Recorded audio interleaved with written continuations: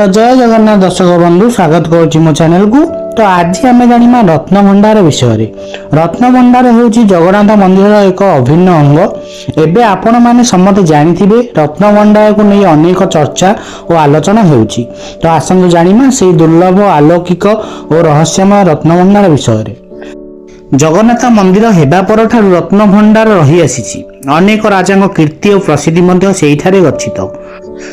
खास करी कहुए राजा गजपति श्री कपिलेन्द्र देव युद्ध कर जय कर राज्यर अनेक अलंकार और परास्त होता राजा मुकुट सबू आनी गच्छित रखिथिले। तो यही सब रत्न गुड़िक 16 गोटी हाथी रे बुहा जाई रखा जाइतिला। तो यही रत्न भंडार अलौकिक और विस्मयपूर्ण मध्य कहुए। ए रत्न भंडार रक्षक होउछनि स्वयं प्रभु महादेव बा लोकनाथ।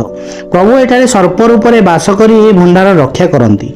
एमिति भी कथा अछि जे रत्न भंडार द्वार पाखरे सर्पर सुकार शब्द मध्य सुना जाए सते जेमिति सर्प हुंकार करुछि।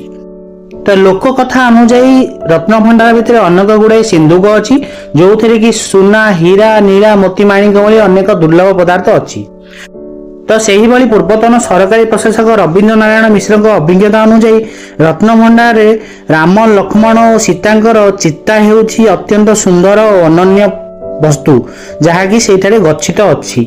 तो सी अनुभव करथिया एक विस्मयकर कथा हेउछि साप जीवासिया करिबारथुआ दुईटी गात एवं साप जीवासिया करि पारथुआ भली एक चिन्ह जोटा कि तांको मध्य विस्मय करिथिला। तो कथारे अच्छी करी कराउ थाए से ही ता बिनु अन्य गति नहीं।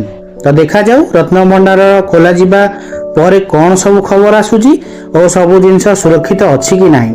तो आपण माने जदि वीडियो को देखुछन लास्ट जाके तो आपन केमिति वीडियो लागिला कमेंट करिवे। हां आपन को कौन लागुची रत्न भंडार खोला जिया विषय आपन को तथ्य देबे ता सहित वीडियो को लाइक करिवे और कमेंट करिवे। रहिली जय जगन्नाथ। देखा हबो आउ एक वीडियो।